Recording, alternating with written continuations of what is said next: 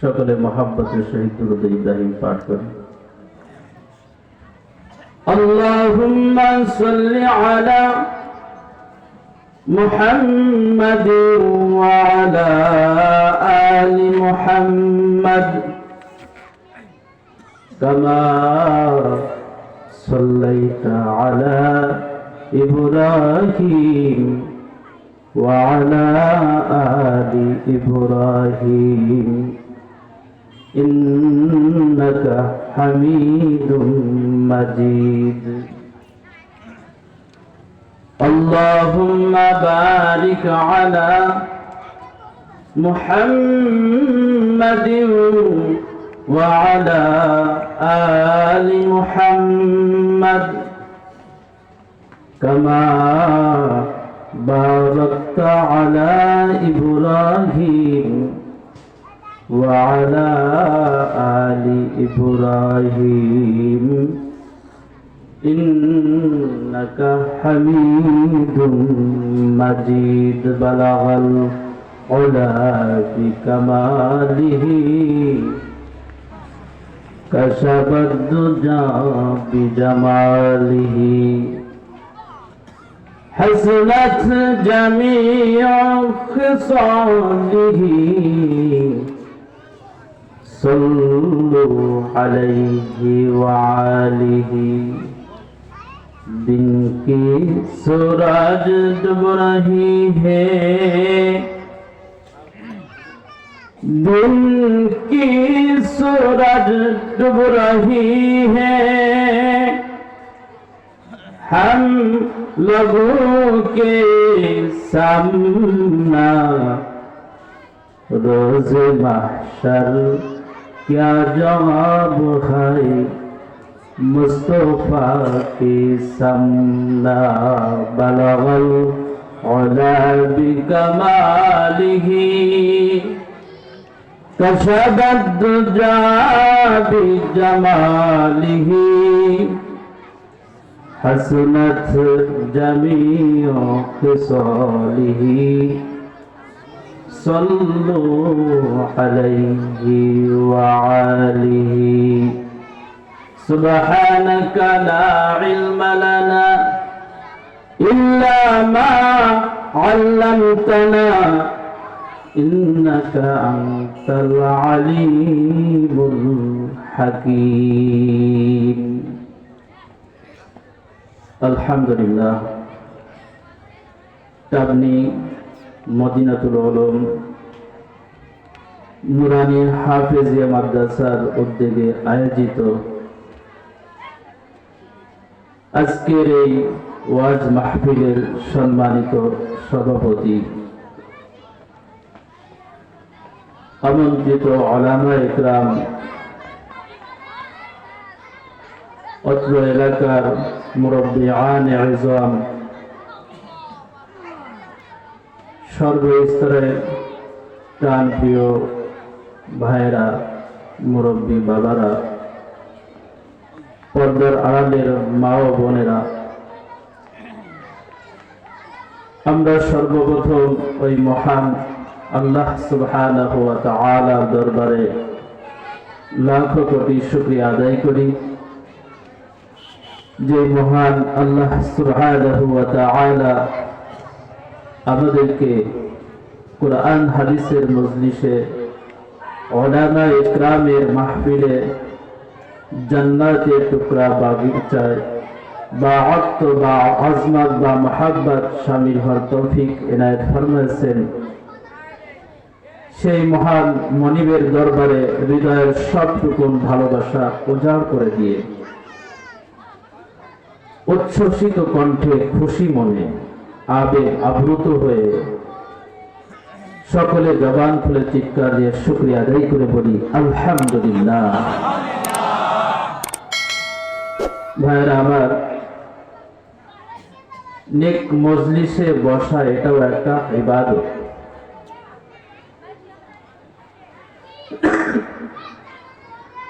আল্লাহ পাক রব্বুল আলামিন বলেন, ইয়া আইয়ুহাল্লাযীনা আমানুত্তাকুল্লাহ, হে ঈমানদারেরা তোমরা আমি আল্লাহকে ভয় করো। আল্লাহ পাক রব্বুল আলামিন কোন মুনাফিক, কাফির, হাস্তিক, নাস্তিক এদেরকে বলেন নাই যে তোমরা আমি আল্লাহকে ভয় করো। বলেছেন যারা ঈমান এনেছো তোমরা আমি আল্লাহকে ভয় করো। ওয়াকুনু মা'আস সাদিকিন, এবং নেককার বান্দাদের সাথী হও, নেক মজলিসে যাও। তো নেক মজলিসে, নেককার বান্দাদের মজলিসে, উলামা ইকরামের মজলিসে বসা এটাও একটা ইবাদত। এজন্য যে সমস্ত ভাইয়েরা আমরা বাহিরে আছি, আমরা বাহিরে ঘোরাফেরা না করে এই নেক মজলিসে বসে যাই, এটা আমাদের জন্য জান্নাতে যাওয়ার একটা পথ হবে। জান্নাতে যাওয়া আমাদের জন্য সহজ হয়ে যাবে। আমি আপনাদের সামনে পবিত্র কুরআনুল কারীমের সূরাতুল বাকারার 28 নম্বর আয়াতে কারিমা তিলাওয়াত করেছি। এই আয়াতের শুরুতে আল্লাহ পাক রব্বুল আলামিন কাইফা শব্দ ব্যবহার করেছেন। কাইফা, কিভাবে, কেমনে মানুষ নেমক হারামি করে, নাফরমানি করে আমি আল্লাহ তাআলার সাথে। এটা বড় আশ্চর্যের বিষয়। কাইফা তাকফুরুনা বিল্লাহি ওয়া কুনতুম আমওয়াতা। আশ্চর্য লাগে, বান্দা আমি আল্লাহ তাআলার সাথে কিভাবে নাফরমানি করে, নেমক হারামি করে, অথচ মানুষ তোমরা ছিলে নিষ্প্রাণ, প্রাণ ছিল না, জীবন ছিল না। আমাদের কি ছিল না? প্রাণ ছিল না, জীবন ছিল না। ফাআহইয়াকুম, আমি আল্লাহ পাক রব্বুল আলামিন তোমাদের জীবন দিয়েছি। তো যে আল্লাহ আমাদেরকে জীবন দিলেন, প্রাণ দিলেন, ওই আল্লাহ তাআলার সাথে মানুষ নেমক হারামি, নাফরমানি কিভাবে করে? এটা বড় আশ্চর্যের বিষয়। তাই আল্লাহ পাক রব্বুল আলামিন আয়াতের শুরুতে বলেছেন কাইফা, কেমনে, কিভাবে তোমরা আমি আল্লাহর নেমক হারামি করো। এখন আসুন আমরা নিষ্প্রাণ কিভাবে ছিলাম, কিভাবে আমাদেরকে প্রাণ দেয়া হলো। আগে আসুন আয়াতের অর্থ বুঝি, তাহলে ব্যাখ্যা বুঝতে সুবিধা হবে। আল্লাহ পাক রব্বুল আলামিন বলতেছেন যে মানুষ তোমরা ছিলে নিষ্প্রাণ, প্রাণ ছিল না, জীবন ছিল না। আমি আল্লাহ তোমাদের প্রাণ দিলাম, জীবন দিলাম। সুম্মা ইউমীতুকুম, আবার আমি আল্লাহ তোমাদের মরণ দিব। আমরা সকলে একদিন মরব, তো কি বলেন? যারা আল্লাহকে মানে না এরাও মৃত্যুকে বিশ্বাস করে, জোরে বলেন ঠিক কি? ইহুদি, খ্রিস্টান, হাস্তিক, নাস্তিক সকলেই এই কথার উপরে একমত যে আমরা সকলেই মরব।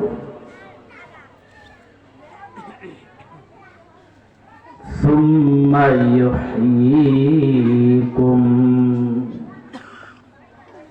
আল্লাহ পাক রব্বুল আলামিন বলেন, আমি তোমাদেরকে মরণ দিব, মরণের পরে আবার আমি আল্লাহ তোমাদের জীবন দিব।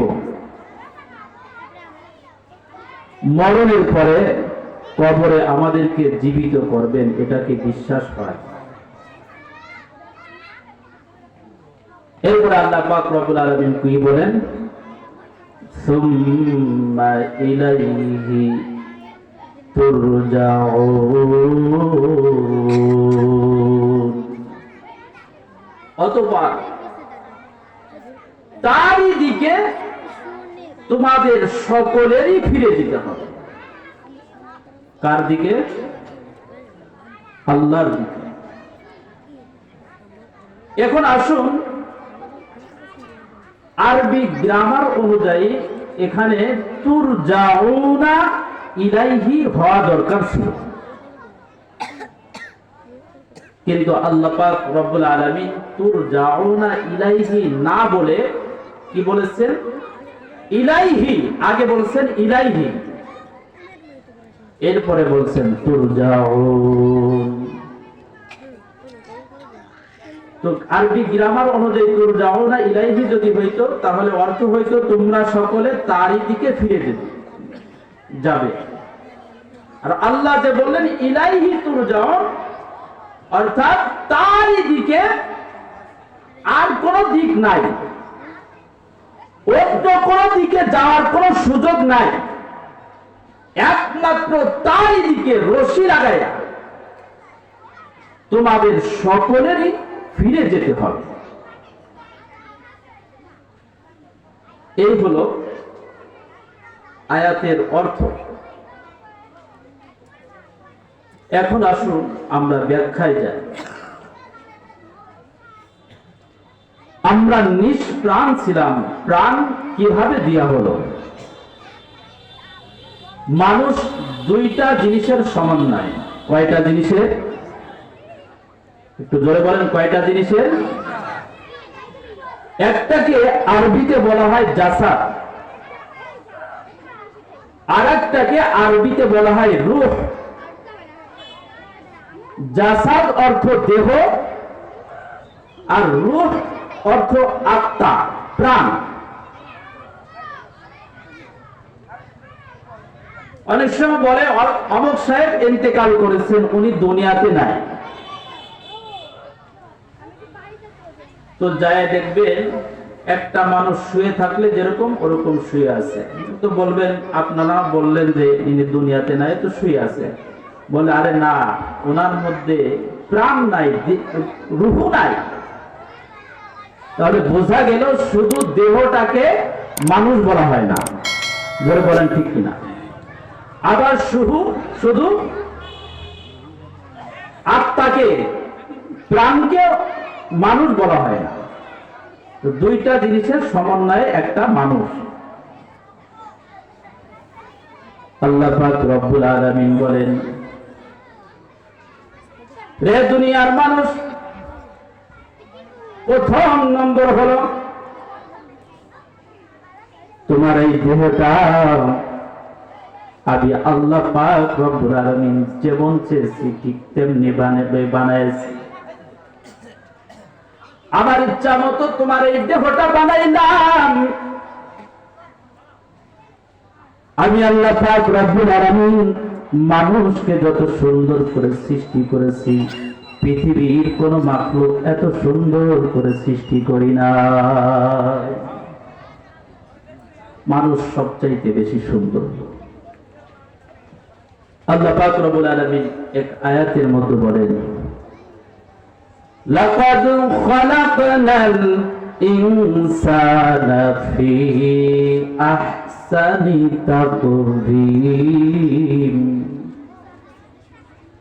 নিশ্চয় নিশ্চয় নিশ্চয়, তিনবার নিশ্চয় শব্দ ব্যবহার করে আল্লাহ পাক রব্বুল আলামিন বলেন, আমি মানুষকে যত সুন্দর করে সৃষ্টি করেছি, মানুষের মতো এত সুন্দর কোন মাখলুক আমি রব্বুল আলামিন সৃষ্টি করি নাই, মানুষ সবচাইতে বেশি সুন্দর।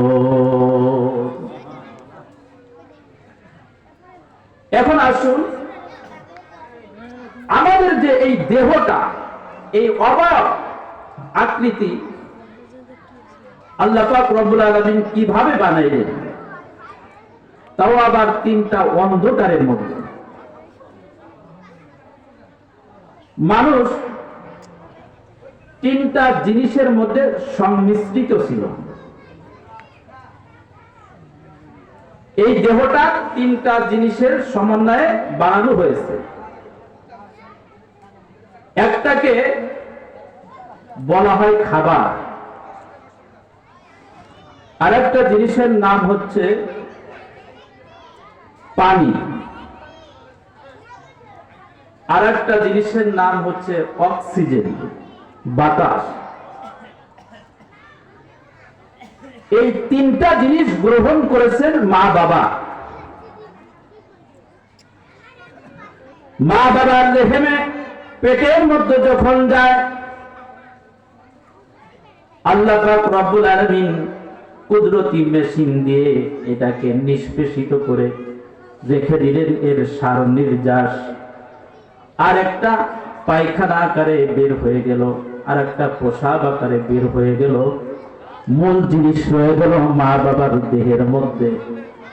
আর এই মূল জিনিস দ্বারা আল্লাহ পাক রব্বুল আলামিন তৈরি করলেন মানুষ সৃষ্টির উপকরণ, যাকে কোরআনের ভাষায় বলা হয় নুতফা, বাংলা বলা হয় নাপাক পানি। ভাইরা আমার, এই মানুষ সৃষ্টির উপকরণ মা রেহেমের মধ্যে যখন যায়, সেখানে আল্লাহ পাক রব্বুল আলামিন ফেরেশতা নিযুক্ত করে রেখে দিয়েছেন। ফেরেশতারা হাতের তালুতে নিয়ে বলেন, হে প্রভু, এটা কি কাজে লাগাবো নাকি নষ্ট করে ফেলবো? কাজে যদি লাগাই ছেলে বানাবো নাকি মেয়ে বানাবো? ছেলে মেয়ে যদি বানাই আঙ্গুল 20টা দিব না 22টা দিব? চোখের চিন্তাটা ঠিক মতো বসাবো নাকি একটু নামায় দিব? আবার আল্লাহ পাক রব্বুল আলামিন ডাক দিয়ে বলেন, ফেরেশতারে আবার নতুন করে বলার প্রয়োজন নাই।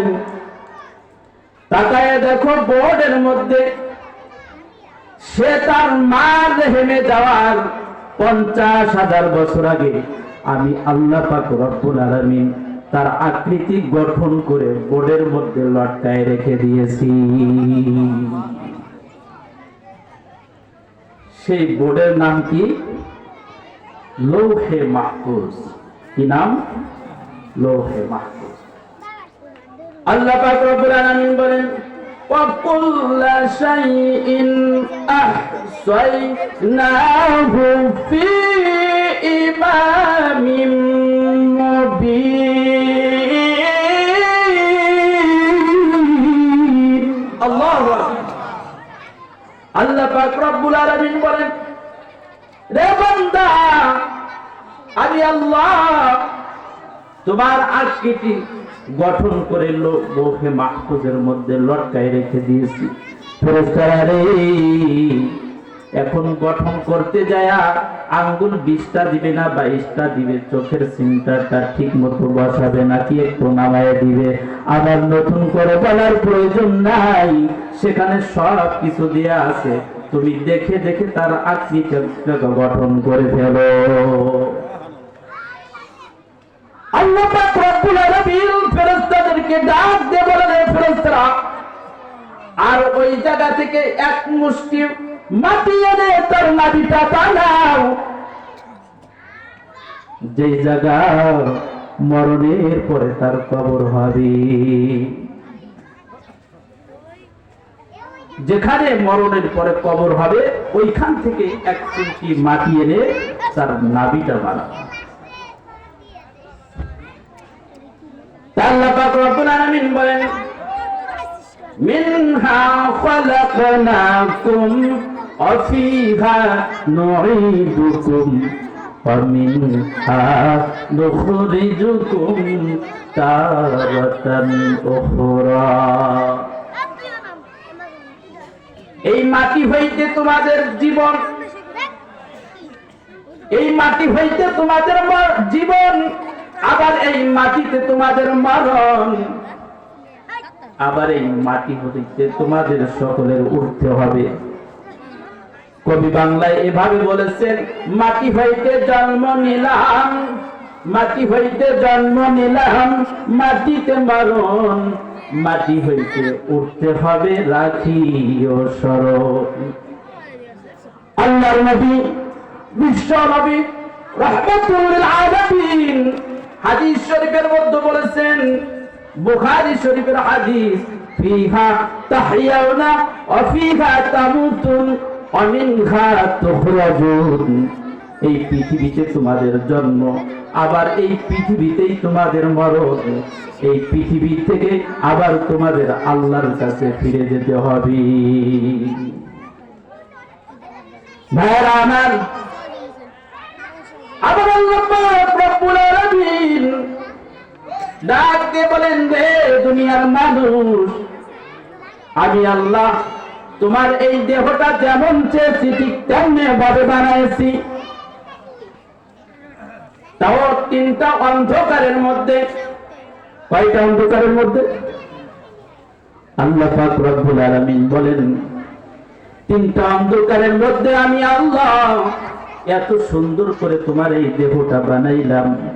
আল্লাহ আয়াতের মধ্যে বলেন, ইয়াখলুকুকুম ফিহা মিন বুতুনি উম্মাহাতিকুম। আল্লাহ পাক রব্বুল আলামিন বলেন, রে বান্দা, আমি আল্লাহ তোমার মার দেহের মধ্যে, পেটের মধ্যে, তিনটা অন্ধকারের মধ্যে এত সুন্দর করে আমি আল্লাহ তোমাদেরকে বানাইছি। আল্লাহ যদি আমাদেরকে বলতেন, এ বান্দা যাও হাত পাও অঙ্গ প্রত্যঙ্গ খুলে অন্ধকারের মধ্য থেকে জোড়া লাগায় নিয়ে আসো, তাহলে দেখা যাইবে আমরা হাতের জায়গা পাও লাগায় ফেলছি। জোরে বলেন ঠিক কিনা? নাকের জায়গা কান, কানের জায়গা নাক, উল্টা পাল্টা লাগায় ফেলেছি। আবার আল্লাহ পাক রব্বুল আলামিন বলেন, বান্দাদি, আমি আল্লাহ তোমার মার লেহেমের মধ্যে এত সুন্দর করে তোমাকে বানাইলাম, কারো কাছে জিজ্ঞাসা করি নাই, পরামর্শ নেই নাই, আমার ইচ্ছা মতো বানাইছি। আল্লাহ পাক রব্বুল আলামিন এক আয়াতের মধ্যে বলেন, হুয়াল্লাযী ইউসাউবিরুকুম ফিল আরহামি কাইফা ইয়াশা।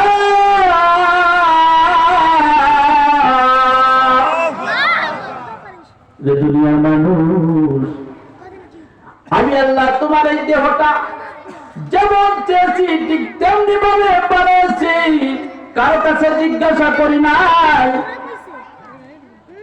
যদি জিজ্ঞাসা করতাম তাহলে তোমার অবস্থা বড় বেগতিক হইত। যদি জিজ্ঞাসা করতাম হাত কোন জায়গা লাগানো হবে, নাক কোন জায়গা দেওয়া হবে, চক্ষুটা কোথায় লাগানো হবে, তাহলে তোমাদের এমপি মন্ত্রী বুদ্ধিজীবীরা বলতো।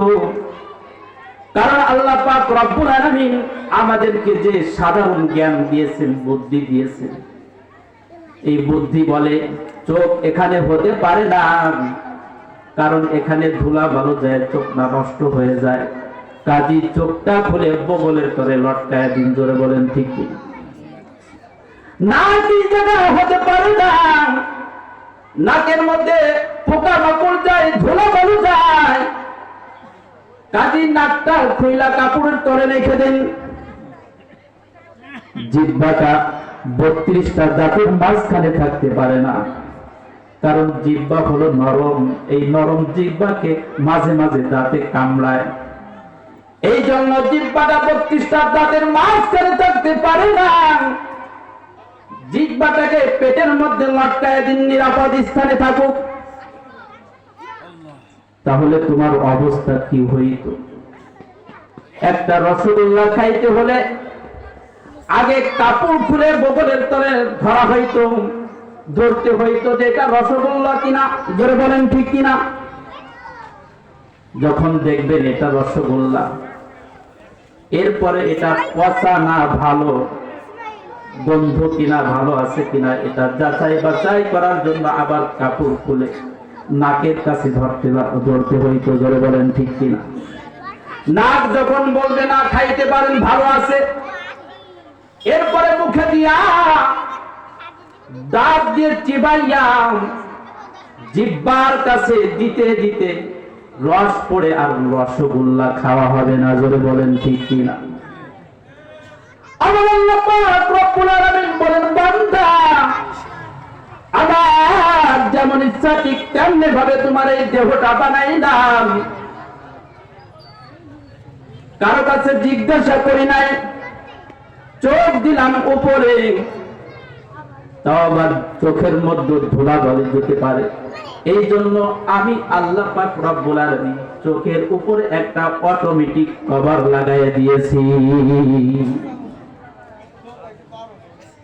যে কভারটা অটোমেটিক ওঠে আর নামে। জোরে বলেন ঠিক কিনা? তাই না? উঠাইতে হয়নি। দোকানের শাটারটা যদি উঠাইতে হয় টান দিয়ে উঠাইতে হয়, আর যদি নামাইতে হয় টান দিয়ে নামাইতে হয়। জোরে বলেন ঠিক কিনা? আমি আল্লাহ পাক রব্বুল আলামিন এমন কুদরতি শাটার লাগাও দিয়েছি, টান দিয়ে উঠাইতে হয় না, টান দিয়ে নামাইতে হয় না, যে কোনো সময় অটোমেটিক ওঠে আর নামে। আবার আমি আল্লাহ পাক রব্বুল আলামিন যদি কারো চোখের শাটারটা নামায় দেই, পৃথিবীর কারো ক্ষমতা নাই উঠাইয়া দিতে পারে। জোরে বলে ঠিক কি? আবার দেখেন, চোখের উপরে চুল দিয়েছেন, চুল আছে কিনা? বেকা করা। চুল দিলেন কেন? যদি পোকামাকড় আসে, ধুলাবালু আসে, তাহলে তুমি খেয়াও দিয়ে সেটাকে ফেলাই দিবে। করে বলেন ঠিক কি? আমাদের নাকের উপরে চুল আছে নাকি? পশম আছে? পশম নাই, কিন্তু নাকের ভিতরে চুল আছে। চুল দিলেন কেন? যে তোমার নাক দিয়ে মশা ঢুকতে পারে। বাংলাদেশে মশার যে অবস্থা, মশারি টানায় ঘুমাইছেন, যদি মশারি ছিদ্র একটু বড় হয়, ভিতরে ঢুকে বলে হ্যাঁ আপনি নাক ডাইকে ঘুমাইতেছেন, দেখাইতেছি। জোরে বলেন ঠিক কিনা? তোমার নাক দিয়ে মশা ঢুকতে পারে। এই জন্য আমি আল্লাহ পাক রব্বুল আলামিন নাকের মধ্যে চুল দিলাম। আবার দেখেন নাকের মধ্যে আঠা জাতীয় আছে। কি বলেন, আছে কি নাই? আঠা জাতীয় কেন দিলেন? নাক দিয়ে পোকামাকড় ঢুকলো, ধুলাবালি ঢুকলো, ব্রেনে যাতে আক্রমণ না করতে পারে এর প্রতিরোধের ব্যবস্থা আমি আল্লাহ করে দিয়েছি। বলেন সুবহান। আল্লাহ পাক রব্বুল আলামিন বলেন, এ দুনিয়ার মানুষ, আমি আল্লাহ তোমার এই দেহটা এত সুন্দর করে বানাইলাম, এর মধ্যে যা কিছু প্রয়োজন সবকিছু ঠিক মতো ফিটফাট করে দিলাম। চোখ দিলাম উপরে, এরপরে নাক দিলাম, এরপরে 32টা দাঁতের মাঝে জিহ্বাটা দিলাম তোর সুবিধার্থে। এখন যদি রসগোল্লা খাইতে চাও, চোখ দিয়ে দেখো এটা রসগোল্লা। মুখের কাছে নিলে নাকের কাছে আলাদা নিতে হয় না, নাক অটোমেটিক বলে দেয় মাশাআল্লাহ ভালো আছে, খেতে পারেন। দাঁতের কাছে দিলে জিহ্বার কাছে আলাদা দিতে হয় না, জিহ্বা বলে আলহামদুলিল্লাহ খুব মিষ্টি, এবার খা। আবার আল্লাহ পাক রব্বুল আলামিন বলেন, রে বান্দা, এত সুন্দর করে তোমাকে সৃষ্টি করলাম, আমি চোখ দিলাম উপরে, এরপরে নাক দিলাম, এরপরে 32টা দাঁতের মাঝখানে জিহ্বাটা দিলাম তোর সুবিধার্থে। আবার দাঁতে দাঁতে জিহ্বাকে না কামড়াইতে পারে, এই জন্য একজন ফেরেশতা নিযুক্ত করে আমি একে সাইজ করে রাখি। মাঝে মাঝে ফেরেশতাকে বলি, ফেরেশতা এর হেফাজতটা একটু ছেড়ে দে, কারণ এই যে আমার বিরুদ্ধে, ইসলামের বিরুদ্ধে, মুসলমানদের বিরুদ্ধে, আলেম ওলামাদের বিরুদ্ধে কথা কয়, এর তো বোঝা উচিত আমি আল্লাহ পাক রব্বুল আলামিন যদি দাঁতকে হেফাজত না করি তাহলে দাঁত জিহ্বাকে কামড়ায় টুকরা টুকরা করে ফেলবে। আমি আল্লাহ হেফাজত করেছি, এখন এই জিহ্বা পায়া আমার বিরুদ্ধে, ইসলামের বিরুদ্ধে, মুসলমানদের বিরুদ্ধে কথা কও, তোমার জবানের পাওয়ার বন্ধ করতে আমি আল্লাহর একটা সেকেন্ড তো দেরি লাগবে না। জোরে বলেন ঠিক কি না? তাই আল্লাহ পাক রব্বুল আলামিন বলেন, বান্দা এই দেহটা এত সুন্দর করে গঠন করলাম, এর মধ্যে যা কিছু প্রয়োজন সব কিছু দিলাম, এখন আমার দেহ পাইলাম আমার নাফরমানিতে, নেমক হারামিতে কেমনে লিপ্ত হয় ওরে বান্দা। এ বান্দা শুনে নাও, একদিন তোমাদের আমি আল্লাহর কাছে ফিরে আসতে হবে, ওই দিন আমি আল্লাহর কাছে তোমাদের জবাব দিতে হবে। কিভাবে নাফরমানি করো, নেমক হারামি করো, কিভাবে সুদের মধ্যে, ঘুষের মধ্যে লিপ্ত হও। কুতিলাল ইনসান মা আকফারা, আল্লাহ বান্দার উপরে রাগ করে বলেন, মানুষ ধ্বংস হোক, নিপাত যাক, মানুষের মতো নেমক হারাম আমার আর কোনো মাখলুক নাই। একটা কুকুর, যেই কুকুরটাকে মালিক লালন পালন করে, একটু ফ্যান খাওয়ায়, ভাতের মার খাওয়ায়, ভাত খাওয়ায়, এতেই কুকুর মালিককে ডাক দিয়ে বলেন, মালিক আপনি ঘুমান, আমি ঘুমাবো না, চোর আসলে আমি খেদাবো। জোরে বলেন ঠিক কিনা? এরা মামিন ভাই, কুকুরের মালিক ঘুমায়, কুকুর ঘুমায় না। আবার আল্লাহ পাক রব্বুল আলামিন বলেন, বান্দারে আমি আল্লাহ তোমাকে এত সুন্দর করে সৃষ্টি করে 24টা ঘন্টার মধ্যে একটা সেকেন্ড আমি আল্লাহ ঘুমাই না, বরং আমি আল্লাহ তোমাদের ঘুম পাড়াই। আমাদের মালিক ঘুমায় না, আমরা ঘুমাই, কুকুরের মালিক ঘুমায়, কুকুর ঘুমায় না। জোরে বলেন ঠিক কিনা? এরপরে আমরা নেমক খারাপ কেমনে? আমরা তো কোনোদিন জিজ্ঞাসা করি নাই আল্লাহ কেন ঘুমান না, ঘুমান না কেন, ঘুমাইতে পারেন? ফেরেশতাদেরকে দায়িত্ব দিয়ে তো একটু ঘুমাইতে পারেন, কোনোদিন জিজ্ঞাসা করছি? হযরত মুসা আলাইহিস সালাতু ওয়াস সালাম আল্লাহকে জিজ্ঞাসা করেছিলেন, তাফসীরে জালালাইনের হাশিয়ার মধ্যে আয়াতুল কুরসির ব্যাখ্যার মধ্যে এনেছেন, হযরত মুসা আলাইহিস সালাতু ওয়াস সালাম আল্লাহকে জিজ্ঞাসা করলেন, ও মালিক আপনি কেন ঘুমান না? আমার কওমের লোকেরা আমাকে জিজ্ঞাসা করেছে আল্লাহ কেন ঘুমান না। আমি মুসা জবাব দিতে পারি না, এই জন্য আমি আপনাকে জিজ্ঞাসা করলাম। আবার আল্লাহ পাক রব্বুল আলামিন মুসা আলাইহিস সালাতু ওয়াস সালামকে ডাক দিলে, মুসা রে তুমি তোমার কওমের লোকদেরকে বলে দাও, সম্প্রদায়ের লোকদেরকে বলে দাও, আমি আল্লাহ পাক রব্বুল আলামিন হলাম আসমান জমিনের পরিচালক, আসমান জমিনের মধ্যে যা কিছু আছে সবকিছু আমি আল্লাহ পরিচালনা করি। যদি আমি আল্লাহ ঘুমায়া যাই, এর মধ্যে যা কিছু আছে সব কিছু ভর্তা হয়ে যাবে। আমার আল্লাহ পাক রব্বুল আলামিন ডাক দিয়ে বলেন, হে দুনিয়ার মানুষ, আমি আল্লাহ 24টা ঘন্টার মধ্যে একটা সেকেন্ড ঘুমাই না, বরং তোমাকে আমি আল্লাহ ঘুম পাড়াই। আর মানুষ বড় নেমক খারাপ, মানুষ সেই আল্লাহকে না ডাক দিয়ে দয়াল বাবারে ডাক দেয়। জোরে বলেন ঠিক কি? আল্লাহ বলেন, রাত 2:30-3টার সময় তোমার পেটে ব্যথা হইতে পারে, তখন তুমি কার কাছে যাইবা? পাশে একজন সুরতলি ডাক্তার আছে, তার মেজাজটা বড় খারাপ। রাত্রে 2:30টার সময় গেছেন, যা বলতেছেন ডাক্তার সব ঘুমাই গেছেন নাকি? বলে ঘুমাবো না, তাই কি করবো?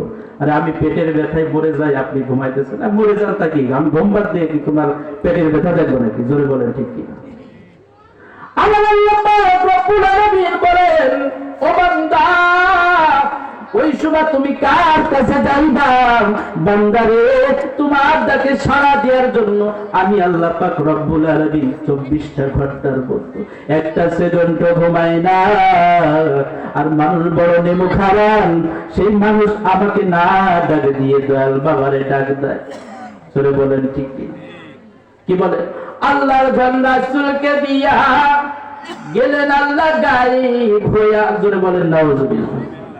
রাসূলের দম খাজাকে দিয়া গেলেন রাসূল ফকির হইয়া। জোরে বলেন নাউজুবিল্লাহ। আল্লাহ গেছে গায়েব হয়ে, রাসূল গেছে ফকির হয়ে। আরে রাসূলের দম খায়া যাই পায়া, রাসূলের দম খাজাই পায়া বসে আছে আজমিরে, কেউ ফেরে না খালি হাতে বাবারে তোর দরবারে। জোরে বলেন নাউজুবিল্লাহ।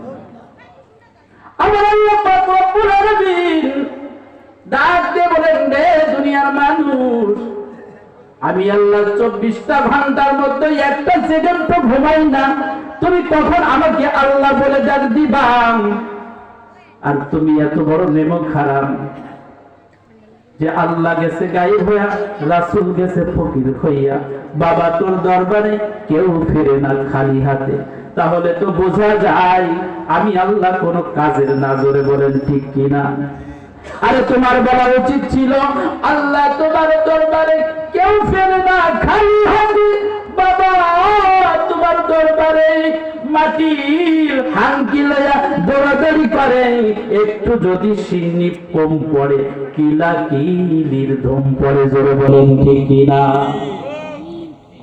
প্রভুর দরবারে যে কোনো লোক ডাক দেয়, সেই ডাকের সাড়া পেয়েছে আমার আল্লাহ পাক রব্বুল আলামিন। তাই আয়াতের শুরুতে বলেন, কাইফা তাকফুরুনা বিল্লাহি ওয়া কুনতুম আমওয়াতা। রে বান্দা, তুমি ছিলে নিষ্প্রাণ, প্রাণ ছিল না। ফাহিয়াকুম, আমি আল্লাহ রব্বুল আলামিন তোমাদেরকে জীবন দিলাম। যে আল্লাহ মানুষকে জীবন দিলেন, ওই আল্লাহর সাথে মানুষ নামাকে নেমক হারামি নাফরমানি কিভাবে করে? এটা বড় আশ্চর্যের বিষয়। তাই আল্লাহ পাক আশ্চর্য শব্দ ব্যবহার করে বলেন, কাইফা তাকফুরুনা বিল্লাহি ওয়া কুনতুম আমওয়াতান ফাআহইয়াকুম সুম্মা ইউমীতুকুম সুম্মা ইউহয়ীকুম সুম্মা ইলাইহি তুরজাউন। বান্দারে শুনে রাখো, একদিন আমার কাছে তোমাদের ফিরে আসতে হবে। ওই দিন এই যে নাফরমানি করেছো, নেমক হারামি করেছো, এর জন্য আমি আল্লাহর কাছে জবাব দিতে হবে। তাই আসুন, যে আল্লাহ আমাদেরকে এত সুন্দর করে বানাইছেন, সৃষ্টির শ্রাম মাখলুক হিসেবে সৃষ্টি করেছেন, আমরা সেই আল্লাহর নেমক হারামি, নাফরমানি, অকৃতজ্ঞতা সবকিছু ভুলে যে ছেড়ে দিয়ে আল্লাহর ইবাদত করি, আল্লাহর গোলাম হয়ে যায়। আল্লাহ পাক রব্বুল আলামিন আমাদের সকলকে তার গোলামের মতো গোলাম হিসাবে কবুল করেন। সকলে বলুন আমিন।